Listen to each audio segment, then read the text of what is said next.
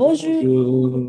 bonjour à tous. Bon, on est là et on continue vraiment est-ce qu'on avait parlé justement sur les fondements. C'est vraiment très important que tout le monde peut voir justement le fait que les fondements de nous fait changer beaucoup de choses. C'est ça, hein? D'accord. Et alors, du coup, on va continuer nos fondements qui expliquent en fait tout ce qu'il y a, tout ce qui se passe dans le monde actuel, tout ce qui se passe dans nos vies, etc. Mm. C'est qu'on va faire un petit voyage, tout petit, hein, seulement de Genèse 1 à Apocalypse 22. Donc, un grand voyage quand même. Et on va déjà commencer par prier. Oui, On va dire, Seigneur, vraiment, montre-nous, Seigneur, la racine de toute chose. Seigneur, donne-nous la révélation, Seigneur, qu'on puisse vraiment comprendre complètement, Seigneur, quel était ton plan, Seigneur, pourquoi tu es venu sur la terre, Jésus, Seigneur, pourquoi tu es venu racheter les choses que nous-mêmes avons gâchées dès le début, Seigneur. Et on veut vraiment comprendre ce plan et avec ça, vraiment trouver l'espoir de la rédemption et comprendre vraiment tout le plan, Seigneur, et pas être ignorant, Seigneur, afin de pouvoir lutter, Seigneur, contre tous les mensonges que l'ennemi a mis sur la terre et être vraiment restauré, Seigneur, en ton nom. Et comme on le verra à la fin, sentir exactement comme toi, être comme toi, à ton image, Seigneur. C'est ce que tu as voulu, Seigneur, pour ton peuple. Et nous sommes ton peuple. Alors, Amen. amen. Nous sommes vraiment, et ce message, vraiment, je prie que tout le cœur soit vraiment ouvert à recevoir ce que le Seigneur nous entend de nous dévoiler, surtout de vivre dans l'autorité que le Seigneur nous a donnée. Des fois, on commence à prendre de café avec l'ennemi, avec tous ces mensonges, et c'est justement qu'aujourd'hui, au nom de Jésus, que le voile vraiment se déchire en Amen. nous, afin de que chacun de nous puisse vivre dans la vérité, dans la liberté que le Seigneur nous a donnée. Donc, C'est très important. on pas ni le café, ni les croissants, mais en nous, ce qu'on a même, c'est le pain et le vin. On va Ouais, parler un c'est petit peu ça. de ça. Jésus, notre nouvel Adam. Il Donc, est vous savez impeccable. que le premier homme qui a été fait, c'est Dieu, qui est rentré en relation avec Dieu, c'est Adam, dans le jardin. Et on sait que Jésus, qui est son fils aussi, a été aussi qui est celui de la rédemption, en fait, et non pas de la perdition comme nous, est venu aussi dans un jardin. On va en parler un petit peu et on va voir comment on peut synthétiser l'histoire de la rédemption, comme je disais tout à l'heure, de Genèse à Apocalypse à travers l'histoire de quatre jardins. Donc, deux Voilà, Adams, c'est ça. quatre jardins, l'histoire de la chute et de la rédemption. Donc, on va parler un petit peu de ça. Donc, on voit qu'il y a quand même une seule histoire qui se passe de Genèse à Apocalypse, hein. On a fait un petit fil doré pour rappeler que c'est une question de gloire aussi, qui parle de l'histoire de l'humanité dans quatre jardins, donc le jardin d'Éden, le jardin de Gethsemane, le jardin de la tombe. Alors pourquoi c'est important? Et le paradis à venir qui lui-même va être dans un jardin, puisqu'il parle qu'il y aura un arbre au milieu de la vie. Donc c'est quand même un jardin. Donc de la même manière qu'on est issu du premier Adam, ceux qui croient en Jésus, le nouvel Adam, en Jésus-Christ, reçoivent une transfusion de sang. Mm. Il y a un nouveau sang qui coule. Donc c'est très très fort parce qu'on n'est plus en fait les fils de l'Adam déchu, on est les fils maintenant du nouvel Adam racheté. Donc il y a une nouvelle généalogie en nous, on l'a mis. C'est comme si on avait reçu et on a reçu une nouvelle transfusion de sang et on n'a plus le même sang. C'est plus le sang d'Adam qui est tombé, qui a chuté, mais celui de Jésus-Christ, le nouvel Adam, qui a triomphé, hein. Donc vous savez tout ce qui est marqué par la Bible. Jésus est un nouvel Adam. Donc on va le voir d'ailleurs un petit peu plus tard. Donc on va voir ça aussi à travers plusieurs connexions. Et surtout que nous recevons la nouvelle vie.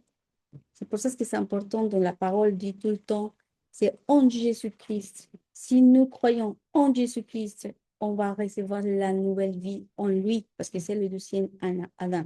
Et on va faire justement comme une petite histoire afin d'avoir sa compréhension, mais surtout, nous, on est chrétiens, je ne sais pas combien des années vous savez, chacun de vous, mais des fois, on oublie dans nos vies les fondements. La- on s'y habitue.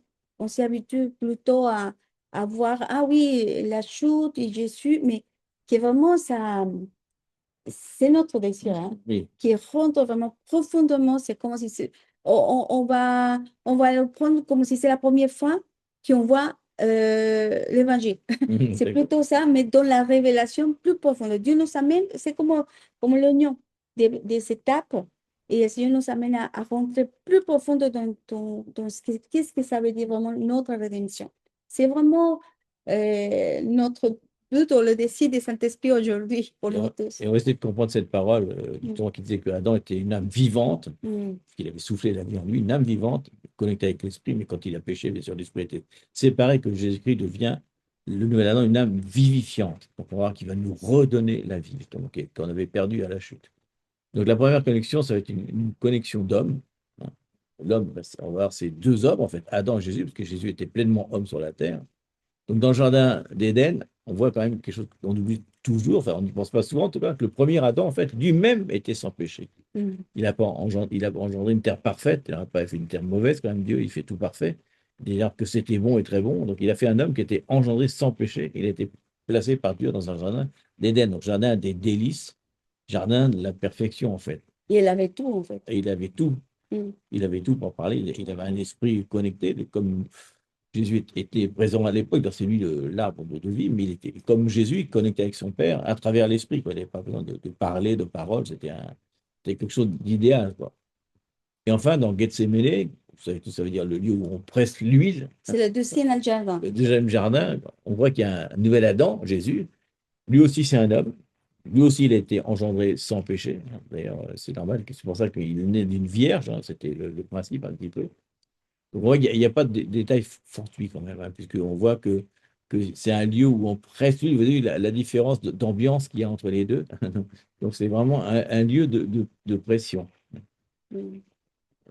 Donc c'était vraiment, on le sait que c'était un jardin d'oliviers, hein, c'est pour ça que ça s'appelle le jardin de la presse, hein, c'est là qu'on venait presser les oliviers. C'est intéressant parce que l'huile, c'est quelque chose qui donne la nourriture, la médecine, l'éclairage, l'onction, etc. Donc la première connexion en fait entre les deux, c'est l'homme, un homme parfait, un homme parfait qui Mm. revient, mais deux épreuves différentes, hein. C'est là que, c'était tout à l'heure l'âme vivante et l'âme vivifiante, hein. Donc, ce qu'on va voir, c'est que dans Gethsémane, où il est un homme, il va y avoir une décision qui devra être prise, quoi. Là où un homme avait échoué dans le jardin d'Éden, c'est un jardin parfait, un homme parfait va devoir gagner, mais c'est marrant parce que lui, il est sur un terrain imparfait. Mhm. Donc, c'est très fort quand même, hein. Donc, Bah, c'est pas un parfait, c'est l'ambiance plutôt, c'est un peu c'est la terre. la Donc, la pression. terre, c'est pas l'Éden, quoi. Donc, Ouais. elle est plus parfaite comme elle était, hein. Donc, il y a une décision qui va devoir être prise. Donc, deux hommes de jardin. Hein. Donc, on a un même point de départ. On voit ici, on a fait un petit résumé quand même pour que ce soit clair ce qu'on vient de dire. On va pas c'était dessus parce qu'on vient de le faire. Mais la deuxième connexion qu'il va y avoir, c'est la décision. Parce qu'il y a eu deux décisions qui ont été prises par deux hommes sans péché finalement.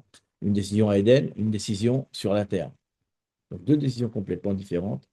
Donc, il y avait un ordre clair dans le jardin des délices, hein, Mm. pour cet homme sans péché.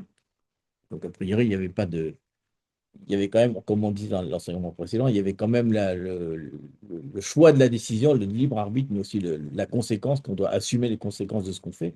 Mais c'est comme ça qu'on sait que Dieu nous aime, il nous laisse libre justement de choisir de l'aimer ou pas de l'aimer. Donc il y avait une décision qu'il devait prendre, c'était simple, il pouvait manger de n'importe quel fruit, n'importe quel arbre, donc il y en avait quand même un paquet. On n'imagine même pas peut-être des arbres qui n'existaient peut-être pas, qui n'existent peut-être pas encore maintenant, qu'on verra peut-être plus tard. Il y avait de quoi manger quand même, ça devait être même appétissant, mais il y avait juste une interdiction, l'arbre de la connaissance, il ne fallait pas le manger. Bon.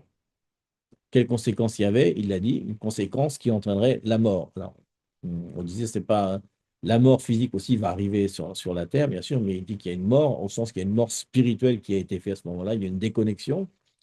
Et on voit tout de suite que Dieu ne parle plus avec Adam par l'esprit. D'un seul coup, il lui dit, où es-tu? Et il dit qu'il le parle, et on entend pour la première fois le mot son. Donc on voit que Adam est surpris, c'est pour ça qu'il lui fait peur, parce que la voix de Dieu, vous vous rappelez que c'est comme la voix de tonnerre, de grandes eaux, etc. Donc d'un seul coup, il est surpris d'entendre son père, son créateur, évidemment, parler. Donc ça, il fait très très peur. Donc la décision, c'est qu'il y a vraiment une séparation de l'esprit. D'un seul coup, ils sont forcés de parler de façon naturelle et plus de façon surnaturelle. Et surtout que le plus important aussi de ces instants, c'est qu'on est déconnecté clairement du cordon ombilical de lui. En fait, ça coupe complètement la source de la vie, que c'est Dieu même. Sinon, j'imagine, dans ces moments où il y avait un environnement de paix, de joie, idéal, où il avait tout, et pour qu'il puisse gagner tout, mais finalement, il a décidé de faire sa propre volonté. Et je trouve que c'est très parlant parce que nous, des fois, on s'arrive, on prend notre propre décision, qu'est-ce qui s'arrive après, il y a des conséquences difficiles, on n'arrive pas à mesurer, à prendre vraiment encore le chemin.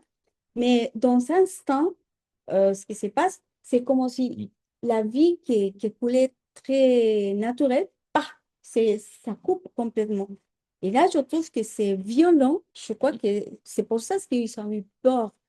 Parce que c'est vraiment quelque chose de violent qu'ils ne connaissaient pas non plus. Mhm. Le moment où j'imagine que tout s'est mis à la catastrophe parce que la façon de vivre, je pense que c'était différent, l'atmosphère et tout. Et là, ça Je coupait clairement. pense aussi que le péché est rentré, ils ont dû d'un seul coup sentir dans leur corps ce que Oui, c'était que le péché. c'est ça. Ils étaient plus sains, ils étaient pécheurs, hein, ça va faire Et on va voir La l'inverse. sensation de honte, Ouais, c'est pour ça. exactement. On va voir l'inverse avec Jésus.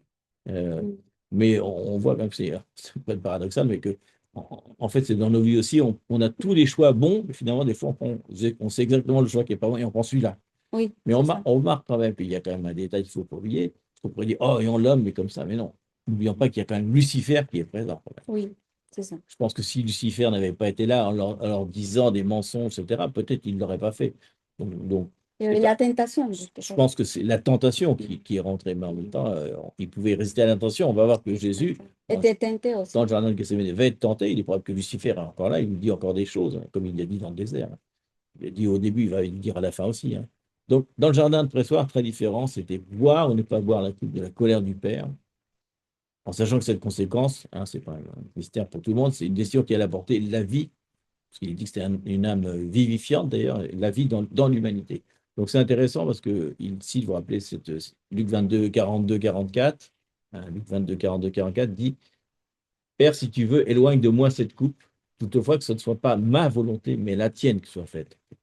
Et le texte dit qu'il était en agonie, donc en agonie, c'est-à-dire qu'on est prêt à mourir, tellement c'était fort, qu'il priait tellement intensément qu'il y avait des gouttes de sueur, qu'il y avait des gouttes de sang qui tombaient sur la terre. L'angoisse, j'imagine aussi. L'angoisse. Ouais. Donc il savait que ça avait une conséquence pour toute l'humanité, hein. On rappelle que Jésus, quand il vient sur la terre, il a un plan, il parle avec son Père, il sait exactement ce qu'il vient faire, il sait aussi ce qu'il attend, hein, c'est lui révélé en tout cas par morceaux certainement, mais là, d'un seul coup, il, a, il voit qu'il va devoir prendre la coupe de la colère de Dieu. Donc lui qui avait toujours connu l'amour de Dieu, il ne faut pas oublier que Dieu c'est son Père quand même, l'amour de son Père, d'un seul coup, il va prendre Mm. la, la coupe de la colère. Donc je ne sais pas si c'est intéressant, si on peut même pouvoir classifier ou intensifier la description de ce que ça peut être la colère de Dieu, parce que lui, il connaît son Père parfaitement, il sait parfaitement la colère de Dieu, ce que c'est. Il sait d'ailleurs, dans les derniers temps d'Apocalypse, on sait le texte que ça veut dire la colère de Dieu, c'est quelque chose d'extrêmement violent, quoi. C'est quelque chose qui va juger intensément. Et là, particulièrement dans le Jardin d'Éden, il sait que cette colère de Dieu, ça va être la colère contre tout le péché, puisque lui, il est saint et Dieu ne peut pas supporter le péché. Donc il sait qu'il va prendre sur lui tous les péchés du monde en un instant, en quelques secondes, tous les péchés qui vont exister, ceux qui sont maintenant et ceux qui vont venir. Et il y en a des sacrés qui viennent. Donc, on imaginait qu'il puisse, dans son corps, d'un seul coup, voir tous les actes un par un. C'est comme s'il voyait tous les actes de meurtre un par un, mais en condensé, quoi. Parce que sauf, Quelques heures à la croix, quoi. euh, la coupe ou la justice de Dieu Père, c'est les ennemis qu'il y a sur la terre. On avait parlé de ça, c'est les ennemis. Le péché vient tout, mais surtout les ennemis de Dieu. Je dis que si on est avec lui ou contre lui. Et tout ce qu'il y a sur la terre, elle vient pour appliquer la justice. Et rappelez-vous qu'au début, il y avait les sacrifices. D'ailleurs, la première sacrifice que Jésus a fait aussi, c'est en Genèse. Donc, c'est ça. Elle vient vraiment pour juger la terre, pour amener la justice et, et nettoyer la terre pour le bien. Parce que Dieu Père, on doit se rappeler qu'il veut une famille. Il veut vraiment s'approcher et vivre au milieu de son peuple. Mais le problème, c'est que le péché, c'est pas, le laisse pas rentrer vraiment. C'est pour ça Et que, je pense qu'il faut faire éclaircir aussi un petit peu ce point, parce que on pourrait penser que Jésus était dans l'angoisse, dans l'agonie, parce qu'il voyait la douleur de la croix. Parce que ça va être extrêmement douloureux. On va y arracher la peau, on va lui mettre des couronnes d'épines. Ça, il le sait, il le voit. Mais je pense que l'angoisse qu'il a, c'est pas tellement ça. C'est plus que d'un seul coup, il va être séparé de son père. Parce qu'il porte le péché. Il sait que son père ne peut pas être en conséquence en compagnie du péché. Donc, on imagine Adam, quand il prend la mauvaise décision, d'un seul coup, il ressent un péché. Le premier péché, en fait. Mais Jésus, quand il est là, lui, d'un seul coup, il ressent tous les péchés. On a ce parallèle quand même. Déjà, c'est dur pour Adam. Il dit, un péché, c'est très dur, parce qu'il il sent la douleur du péché dans son âme, dans son esprit, dans son corps. Mais Jésus, d'un seul coup, il sait qu'un seul coup, il va devoir prendre tous les péchés. Donc, en fait, on imagine la douleur extrême et l'angoisse qu'il y a, plus que la douleur physique. Parce que quand même, je pense que il savait que c'était un homme de douleur, comme dit la parole. Il savait ce qui allait se passer, mais je ne pense pas que c'est tant l'angoisse de la douleur physique qui lui faisait peur, parce que ça ne dure qu'un moment, c'est lui qui le dit d'ailleurs. Mais l'angoisse éternelle qu'il va y avoir sur la croix, c'est quelque chose qui lui fait extrêmement peur. Donc c'est pour ça cette sensation d'agonie et d'angoisse. C'est plus par rapport à la séparation de son père, quoi. Et donc, on voit de là deux volontés différentes, hein, la volonté de l'homme contre la volonté de Dieu, hein. Donc Adam, à Éden, avait fait manger du fruit défendu, donc c'était sa propre volonté, ça entraîne la mort.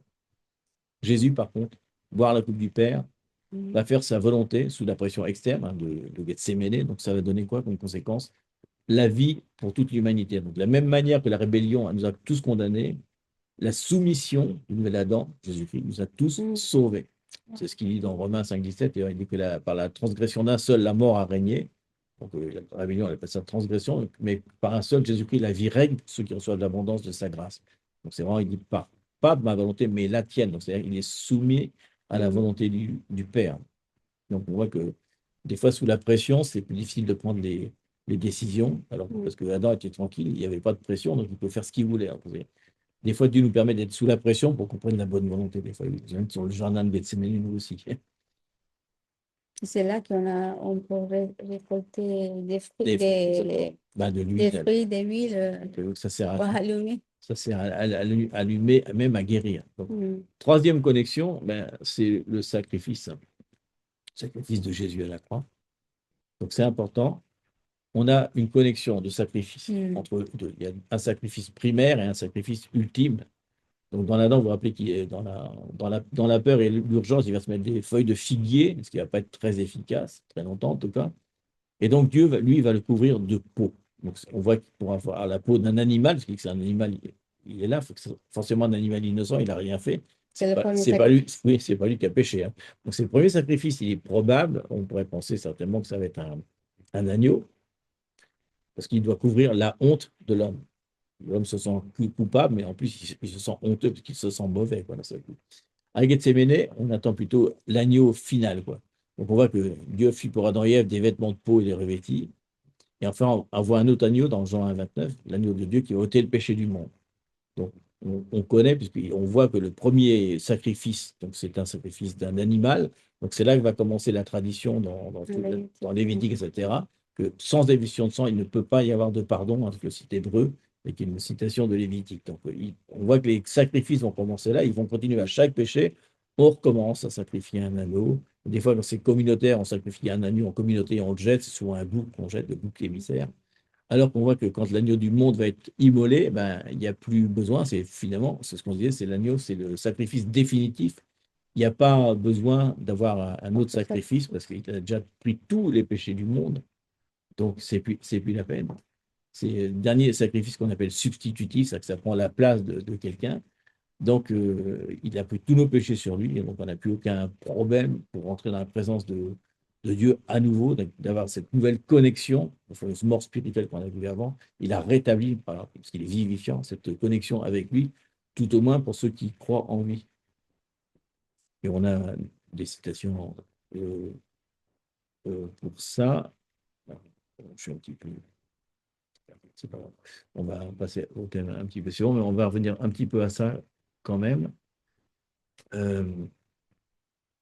Surtout parce que après, c'est très important parce que après que Jésus a fait le sacrifice pour nous tous, pour la rédemption de toute l'humanité, tout le monde peut avoir cet accès à travers de Jésus, à travers de ces sacrifices. Et là, dans son corps physique, toute la colère du Père, on peut dire, mais c'est injuste, c'est son fils, mais c'est la seule façon, c'est là qu'on peut dire, Jésus, en tant qu'homme, parce qu'il était homme comme nous, lui, il a résisté la tentation. Lui, il a marché parce qu'il y avait un but. Et lui, il a persévéré jusqu'à le sacrifice et pourtant, elle a fait le sacrifice, elle a reçu, pardon, tous les péchés du monde, même et ce qu'il y aura au futur. Donc là, on trouve que c'est fort. Euh, et à travers de ces sacrifices, la parole dit que le Père a senti l'odeur. C'est pour ça que nous, on est recouverts justement de sang de Jésus. Et on parle, c'est sa peau, en fait. C'est la peau de Jésus qui est en nous en ce moment. Et ce sacrifice, le Père le sent à Jésus. C'est pour ça que nous, on continue à d'être pécheurs. Jamais on peut vraiment faire ce que Jésus a fait parce que c'est le seul qui est pur. Mais chaque fois qu'on s'approche à Jésus, c'est pour ça que la grâce est importante. C'est pour ça qu'on doit comprendre c'est ce que Jésus a fait aujourd'hui. Parce que chaque fois, le Père, nous s'approchons à notre Père et à travers de Jésus, c'est lui qui peut sentir et ces sacrifices que Jésus a fait à la croix pour nous tous. Exactement. C'est l'odeur C'est de lui. c'est intéressant parce que dans le naturel, justement, quand il dit qu'on est revêtu de la peau d'un animal, donc ça veut dire que Adam et Ève sentaient déjà une odeur quand même. Et le berger connaît bien ses brebis, il connaît l'odeur de ses brebis, etc. Et du coup, même Jésus lui-même va être une odeur agréable devant le Père. Donc lorsqu'il a été dépouillé sur la croix, c'est-à-dire qu'il était dépouillé, en fait, il nous a revêtu comme de sa peau, quoi. Lorsqu'on se présente devant le Père, du coup, il nous accepte parce qu'il sent l'odeur de Jésus. C'est-à-dire qu'on ne sent plus le pécheur, l'orgueilleux, le menteur, le convoiteur. Non, on sent Jésus qui est notre vêtement. Notre vieille nature. Donc tout ce que Jésus est, en fait, la totalité de ce que Jésus est, et ben en fait, on l'est aussi devant le Père. Quand il nous prend dans ses bras, il nous dit, ah, tu es merveilleux, tu es saint, tu sens bon. On est là, oh là là, non, non, mais non. Ça serait pas reconnaître le sacrifice de Jésus, il faut accepter ça. On est son odeur. Hein, donc, et c'est ce qu'on a mis là, on est comme un vêtement quoi, qui est par-dessus nous, comme tunique un petit peu. Donc il nous a revêtu de sa peau et on ne sent plus le péché, on sent Jésus. C'est marqué, celui qui n'a point connu le péché, il l'a fait devenir péché pour nous, afin que nous devenions en lui justice de Dieu. En fait, ça explique aussi pourquoi il dit qu'on peut s'approcher sans avoir peur du trône de la grâce, comme on dit de façon. Je sais pas comment dire. Bref, avec audace. Bref, s'approcher avec audace du trône de la grâce, puisqu'on n'a pas raison d'avoir peur. Sans honte. Quand il nous voit, on est avec sa revêtue de sa peau. Donc, c'est marqué d'ailleurs dans 2 Corinthiens 2, 15, 7, il est marqué, nous sommes en effet pour Dieu la bonne odeur de Christ, parmi ceux qui sont sauvés et parmi ceux qui périssent. Aux uns, une odeur de mort donnant la mort, aux autres, une odeur de vie donnant la vie. Et enfin, il est marqué, marcher dans la charité, dans l'amour, à l'exemple de Christ qui nous a aimés et qui s'est livré lui-même à Dieu pour nous comme une offrande et un sacrifice de bonne odeur.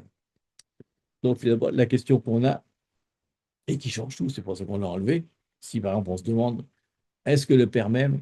Est-ce qu'on a pu nous demander, est-ce que le Père aime Jésus? Alors, si la réponse est oui, et j'espère que vous pensez que c'est oui, alors le Père nous aime aussi. Donc, si le Père est heureux de Jésus, il est heureux de toi, car on est devant lui comme Jésus, et plein d'autres questions qu'on se pose, est-ce qu'il m'aime encore? Est-ce que Jésus aime? Est-ce que Dieu aime le Père toujours? Ah, ouais. Donc, ça peut pas, est-ce qu'on peut nous éloigner de l'amour de Christ? Est-ce que Jésus a pu s'éloigner de l'amour de Christ? Non. De Jésus, de Dieu, pardon, c'est pas possible. Donc, nous non plus, on ne peut pas être séparés. Donc, c'est très, très, très important. Ça, c'est un thème vraiment qu'il faut se rappeler. Tout ce qu'on a dit avant, le péché, le nouveau Jésus, etc. En même temps, il y a une conséquence, c'est que d'un seul coup, on n'est plus vraiment nous-mêmes. On est à l'image de Jésus, mais aussi à l'odeur de Jésus. Ça, le thème de l'odeur est toujours très important. On dit que la louange, c'est aussi un parfum d'adoration et tout ça, ça veut dire parce qu'on adore Jésus, quoi. Donc, on représente toujours par cette odeur ce sacrifice. On voit qu'aujourd'hui, l'esprit d'orphelin est venu de son peuple. Et pourquoi? Parce qu'on n'est pas clair dans ce sacrifice. Et vraiment, c'est pour ça que pour nous, aujourd'hui, c'est important que soient scellées ces paroles. Ce n'est pas pour notre propre force, parce que c'est vrai. Nous, on n'est pas capable, jamais. Mais le sacrifice de Jésus, c'est vraiment pas plus loin de notre entraînement. C'est pour ça qu'on doit s'approcher et croire vraiment avec la foi en Jésus, qu'on est aimé par notre Père malgré ce qu'on fait. C'est pour ça qu'on doit venir au Seigneur, confesser nos péchés et c'est faire rapide. Parce que la grâce, ça suffit pour nous en tant que pécheurs. Et l'ennemi, toujours, va mettre l'axe t'as péché. Regarde comment tu ne peux pas être béni parce que tu as fait tel et tel et tel et tel. Commence à nommer vraiment tout ce que, la liste de tout ce que tu as fait. Et si tu as confessé devant le Seigneur, si tu as vraiment venir devant le Seigneur avec cet esprit de repentance, tu te pardonnes et enfin, tu peux continuer. Et le Père et Jésus oublie tout, et le Père oublie tout ce que tu avais fait. Mais l'ennemi toujours va mettre l'axe. C'est pour ça qu'on doit penser toujours, oui, Dieu nous aime tout le temps. Il ne change pas son amour. Lui, il a conditionné, son amour, c'est inconditionnel. Et en plus, si on fait ce qu'on fait, Dieu est là toujours pour nous. Et c'est à travers de Jésus. C'est pour ça que je fais ça, remarque, il fait axe ponctuel dans nos vies, on n'est pas orphelin. On est sûr, on a la certitude qu'on a un Père et que nous sommes aimés, que son amour ne change pas. C'est pour ça qu'on insiste vraiment sur la croix, et je pense qu'il faut une vie entière. Oui, Le mystère de la croix, c'est pas quelque chose qu'on peut saisir comme ça, mais on l'expérimente un petit peu plus tous les jours. Je pense que jusqu'à ce qu'on meure, on n'aura pas compris toute la profondeur de la croix, mais c'est tellement important parce que ce thème-là, et ce que vient de dire Liliana, justement, c'est ce qui va permettre de ne pas avoir ni culpabilité, ni honte, ni peur, ni crainte, ni rejet, ni sensation d'être perdu, de manque d'amour. C'est vraiment c'est la base de tout. Si on comprend l'œuvre de la croix, alors tout le reste, puisque c'est ce qui donne notre identité, d'un seul coup, bah, on ne peut plus être séparé de l'amour de Dieu, parce qu'on le sait, et la foi grandit. Donc c'est vraiment un message tellement essentiel, et je pense que on l'a tous déjà écouté, mais comme je dis tout à l'heure, là, et justement, on n'aura jamais assez écouté. En fait. Il faut le rappeler, et y revenir, et y revenir. C'est ce qui va nous donner la liberté. Dernière connexion. Pardon. Oui, j'avais encore quelques citations, on va les mettre quand même. Ça vient compléter un peu ce qu'on vient de dire, hein, que celui qui n'a point connu le péché, on l'avait vu dans le jardin, il l'a fait devenir péché pour nous, il a pris tout, afin qu'on devienne en lui justice de Dieu. Donc ça amène aussi la justification devant Dieu. On est juste devant Dieu parce que, à cause de Jésus. Christ nous a racheté de la malédiction de la loi, il est devenu malédiction pour nous, car il est écrit maudit quiconque est pendu au bois. On parle souvent de la loi de l'Esprit de Dieu qui est venu en nous grâce à Jésus. Et enfin, très important, ne pas oublier la croix. Et ça, c'est un avertissement qu'il ne faut vraiment pas prendre à la légère. Dans Hébreux 10, alors il dit, voici, je viens pour faire ta volonté. Donc, il ôte le premier afin d'établir le second, de Adam. Et c'est par cette volonté que nous avons été sanctifiés par l'offrande du corps de Jésus-Christ faite une fois pour toutes. Ça nous rappelle, c'est une fois pour toutes. On ne doit pas y revenir, on ne peut pas revenir en arrière. Et après, il dit, mais on ne peut pas prendre à la légère ce sacrifice. Il dit, car si nous péchons volontairement, alors on sait parfaitement, après avoir reçu la connaissance de la vérité, hein, donc tout ce qu'on vient de partager, il ne reste plus de sacrifice pour les péchés, puisqu'il n'y a pas de sacrifice possible après Jésus. Mais une certaine attente terrible du jugement et l'ardeur d'un feu qui va dévorer les adversaires. Donc, on parle surtout à ceux qui ont entendu une fois la croix, mais qui ne l'ont pas finalement incorporé, puisqu'ils continuent, malgré tout, sachant que ce n'est pas bien, à continuer à pécher, en disant que finalement, c'est comme si ça n'avait pas suffi. Oui, on pourrait dire aussi qu'ils abusent de la grâce. Mais pour nous, hein, nous tous qui écoutons ce message, en tout cas, nous ne sommes pas de ceux qui se retirent pour la perdition, mais de ceux qui croient pour la conservation de l'âme. C'est un joli avertissement, mais heureusement, il y a une vraie porte de sortie, c'est la repentance, et arrêter d'être les fils du diable qui continuent à pécher, sachant parfaitement la vérité. Donc c'est important aussi que la croix, c'est la vérité. Point final. Comme la résurrection. Oui, voilà. Et surtout, Ce qu'on va voir. on voit aussi le fait que, on avait parlé la dernière fois, justement, qu'est-ce que ça veut dire la rébellion? Parce qu'on dit, bon, dans les enfants de Dieu, il n'y a pas la rébellion. Oui, il y a la rébellion quand je sais que je suis dans le péché. Et malgré que je sais, je ne me repente pas et je continue. Ça veut dire que je suis dans la rébellion. Et la rébellion, on sait, comme tu dis, comme Daniel a dit, finalement, c'est ce que la parole dit. On prend à la légère le sacrifice. Ça veut dire qu'on prend le pied sur le sang de Jésus, sur ce qu'il a fait, sur le prix qu'il a payé. Mais là, c'est conscient qu'on fait répétitivement le péché, ça veut dire rébellion. Mais si on est dans la grâce, on doit venir rapidement. C'est pas que le moment que tu pêches, tu vas partir et t'éloigner comme Adam l'a fait. Non, justement, c'est on appelle à venir à la grâce, mais pas à abuser de la grâce. Et c'est juste ce qu'on va voir après dans notre quatrième connexion, qu'on a appelée la connexion des questions, dans notre troisième jardin, le jardin de la tombe. Intéressant. Jésus est passé par Gethsémani, mais il est aussi passé par le jardin de la tombe. Et donc là, comme on le voit, le jardin de la résurrection. Ah, génial quand même. Donc, la mort ne peut pas le retenir malgré les 3 jours, hein, ce qui est directement impossible scientifiquement.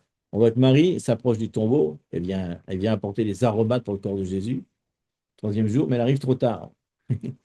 Et elle voit quelqu'un et elle dit, je vous cite peut-être Jean 20, 15 en entier, Jésus lui dit, femme, pourquoi pleures-tu?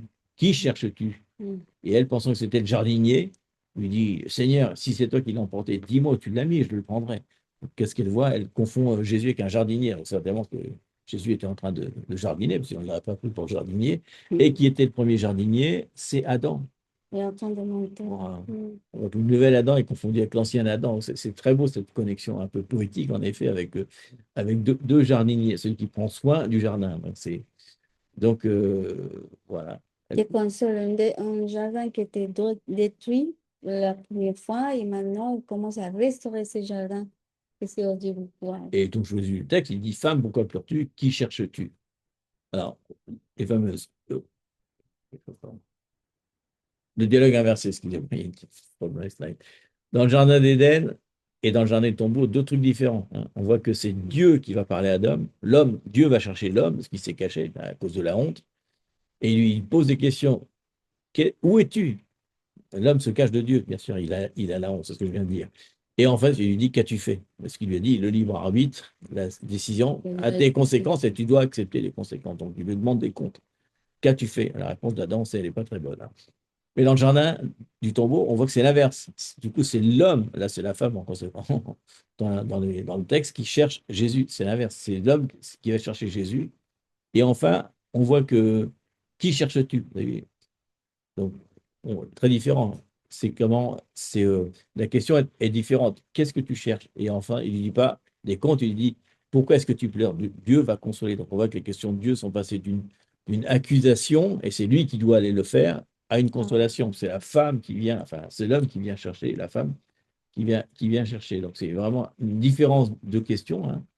On voit que Dieu cherche enfin une rencontre, il veut de nouveau rencontrer. Et en fait, il vient juste de payer pour tous les péchés du monde. Donc, on imagine la différence d'ambiance qu'il y a dans ce jardin. Ce n'est pas du tout le même jardin, parce qu'il y a eu une victoire, il a fait la volonté, il est passé par les souffrances, mais il a une récompense éternelle. Et donc, c'est extraordinaire de voir quand même comment l'inversion quand même du dialogue, mais qui se passe toujours aux deux jardiniers, hein. On voit vraiment l'unité quand même de la Bible, de Jésus à Adam, et on peut aller plus loin, on va parler un tout petit peu, mais on peut aller beaucoup plus loin. Quand Jésus va revenir, un autre Adam qui va revenir. On va voir un petit peu comme ça va être différent. Mais voilà, donc quatrième connexion, c'est ça. Et enfin, bien sûr, le paradis céleste, c'est le jardin numéro 4, hein. On passe de deux choses complètement opposées, hein, que Dieu a chassé l'homme, hein. Donc il a placé une épée flamboyante pour garder le jardin de l'arbre de la vie, qui était Jésus. Enfin, finalement, lui, il est resté, il était déjà présent, il a toujours été dans l'Éden de tout le temps. Et on voit que dans l'Apocalypse, on voit l'inverse, hein. Il est marqué Apocalypse 22, 1, 5, je vais vous citer en entier, on en a fait un extrait. Nous voyons un fleuve d'eau de vie, limpide comme du cristal, qui sort du trône de Dieu et de l'agneau, hein. On voit que le trône de Dieu et de l'agneau. Dans l'Apocalypse, il y a toujours le trône de Dieu, et Jésus est devant le trône de Dieu, et d'un seul coup, à la fin seulement, on voit le trône de Dieu et de l'agneau. Ils sont ensemble sur le trône, parce qu'en effet, c'est le moment où Dieu vient sur la terre avec Jésus. Donc, au milieu de la place de la ville et de chaque côté du fleuve se trouvait l'arbre de la vie, à nouveau, produisant 12 fruits. Alors, les symboles sont forts, avec les 12 donnant son fruit à chaque mois, et les feuilles de l'arbre servaient à la guérison des nations, puisque enfin les nations sont de nouveau l'héritage, sont de nouveau revenues à Jésus, donc elles sont aussi dans cet arbre-là. Il n'y a plus de malédiction. Adam, le trône de Dieu et de l'agneau sera dans la ville, ses serviteurs le serviront et ils verront son visage, et son nom sera sur le front. La fameuse théorie des noms qui sont sur les fronts qui montrent à qui on appartient. Et C'est pareil. dont il parle aux églises, tu recevras un nom nouveau, tu auras un nom sur ton front, tu seras, etc. Donc, c'est des promesses. Il n'y aura plus de nuit, ils n'auront plus besoin de lampe ni de lumière du soleil, car le Seigneur Dieu les éclairera et ils régneront au siècle des siècles. Il n'y a plus non plus de temple, il n'y a plus d'arche d'alliance, puisqu'on vit exactement à l'intérieur Oui. de l'arche d'alliance complètement. Et donc, c'est en fait notre espoir, finalement, de ce dernier jardin, ce quatrième jardin dont on parlait, l'espérance. Et on voit que c'est notre histoire, Mm. notre espoir de vie. Et c'est l'histoire de l'humanité en quatre jardins. La chute en Éden, la restauration en Gethsemane, la victoire et enfin l'espérance éternelle dans le dernier jardin qui va bientôt venir. Et c'est intéressant parce que ça, si on regarde bien aussi, ça fait un peu parler l'histoire du baptême. Avant, on était perdu dans la chute. Mm. Ensuite, quand on prend la décision de reconnaître Jésus, ben, on meurt comme lui à la croix. Il y a une résurrection dans nous, on est un nouvel Adam, on est une nouvelle image, etc. Et il y a une espérance qui se crée en nous, dans notre esprit, parce qu'il y a une nouvelle connexion avec Dieu. Donc, c'est l'image du baptême, en fait, Pierre en parle beaucoup, ça représente aussi un petit peu cette histoire de l'humanité qu'on reproduit en un instant symbolique pour dire oui, maintenant je suis mort au péché, j'ai accepté la décision, et je passe par une nouvelle vie et je n'aurai pas justement à la fin des temps la colère de Dieu qui, elle, se reprendra sur les nations à nouveau, parce qu'ils n'auront pas accepté l'œuvre à la croix. Et on dirait plutôt qu'on dirait, bon, ces enseignements, normalement, s'utilisent, on prêche en Pâques, parce qu'il y a Pour le baptême. un bon baptême, mais c'est vraiment de l'actualité. On voit que de plus en plus, on lit la croix, on lit le sacrifice de Jésus. On oublie aussi pourquoi on est sur la terre. Et il ne s'agit pas de nous, il ne s'agit pas de nous, il s'agit vraiment de Jésus, de son plan, de son héritage, de son héritage. Et dans la parole, le Père a promis en 1902, a promis à Jésus la terre et toutes les nations de la terre et tous les sons de la terre. Et, et nous, en tant si on est d'accord à la croix, si on est d'accord à sa victoire, on vit depuis la victoire de Jésus. Mais on doit avoir la compréhension de la croix. Ça veut dire que le sacrifice, tout ce qu'on fait, Jésus le fait déjà. Et ce n'est pas pour notre propre force. Mais sa compréhension d'aujourd'hui nous doit amener à nous aligner à la croix, à nous aligner à Dieu, à nous aligner à son plan. Il ne s'agit pas de mon plan, c'est le plan de Père. Et le plan final de tout, on connaît l'histoire, c'est que le Père céleste, le Père viendra pour la première fois sur la terre. Mais Jésus va venir avant, à régner sur la terre comme le roi des rois de toutes les nations. Et on ne voudrait pas terminer dans cette histoire sans une conséquence pratique, puisque, comme on dit tout à l'heure, Dieu veut redonner toutes les nations, même pas que les nations, les habitants des nations, il veut les donner tous. Donc nous, on a cette responsabilité de collaborer avec ce plan de la croix, finalement, parce que nous, on est un peu les mains et les pieds de Jésus sur la terre. C'est pas un petit peu. Donc on a une autorité et on va exercer notre guerre spirituelle qui est de reprendre justement les territoires à l'ennemi, de reprendre les nations finalement à l'ennemi. On ne voudrait pas oublier que comment est notre véritable combat, l'évangélisation, la conquête des territoires, l'évangélisation, c'est une guerre spirituelle. Et on est un peu symbolique, mais ce n'est pas crier contre les puissances, mais c'est vivre à partir de notre position en Christ. C'est-à-dire qu'il doit y avoir une cohérence. Hein. Ce qu'on dit, notre combat est de vivre en cohérence avec la victoire qui a été remportée pour nous. Donc, on ne se bat pas d'un endroit de perdition, on se bat de Adam, on se bat d'un endroit de victoire que Jésus a. Donc, ce que Dieu a sanctifié, on dit, ne peut plus être maudit. Donc, il y a la victoire par le sang de l'agneau, c'est par le sang que le peuple de Dieu va vaincre les forces du mal. Donc, c'est important de se rappeler qu'il y a une conséquence très importante. Si on sait notre position, parce qu'on a compris le design des quatre jardins, par exemple, eh ben, on sait qu'il y a la victoire, on a remporté la victoire et on n'est plus là à essayer de gagner la victoire, parce qu'en fait, la victoire a déjà été faite à la croix, tout a été dépouillé, il n'y a plus de honte, plus rien. On est là comme il y a une décision de justice, on est un peu comme les huissiers qui viennent dire bon, la décision de justice est faite, maintenant tu dois sortir du territoire. Il n'y a aucune légalité parce que, on peut citer la parole de Dieu, On sait que la parole de Dieu est efficace et puissante, c'est comme, et pas que pour nous les hommes, elle est efficace contre Satan. Satan, quand il entend la parole, il tremble. Parce qu'il sait parfaitement, tout est une question de l'égalité.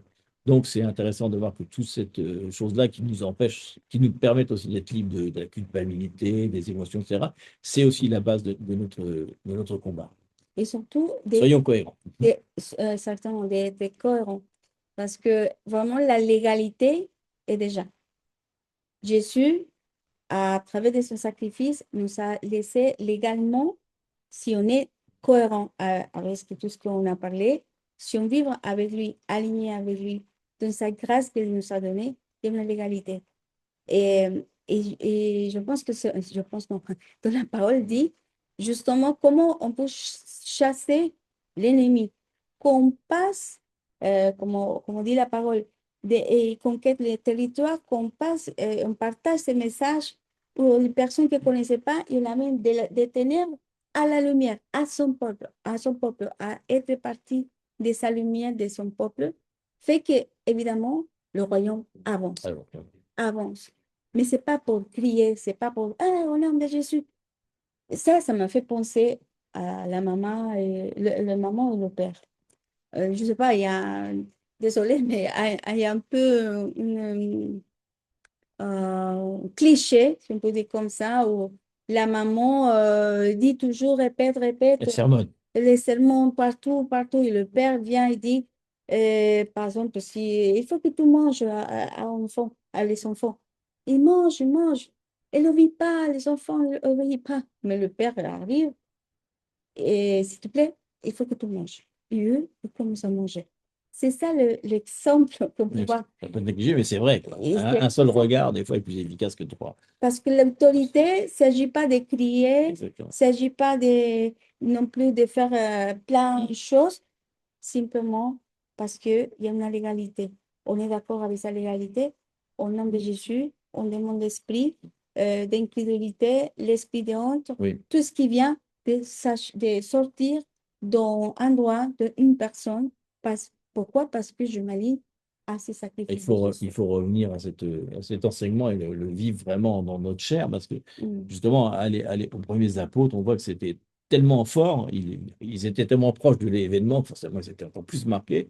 Et quand ils voyaient ouais, ils l'ont vu. Donc, nous, on l'a un peu oublié ce qu'on n'a pas vu, mais on peut. On C'est peut pas pour ça qu'on ne peut pas le révéler, savoir. c'est révélé. Mais on voyait que quand il y avait un paralytique, il disait écoute, j'ai pas de puissance, mais tout ce que j'ai, je te le donne. Guéri. Des fois, l'ombre, carrément, l'ombre des apôtres passait sur les malades, ils étaient guéris parce ils avaient tellement en eux ils le vivaient quoi, tellement dans leur corps et dans l'esprit et dans leur âme que c'était. Il y avait l'unité, en fait, Oui, c'était.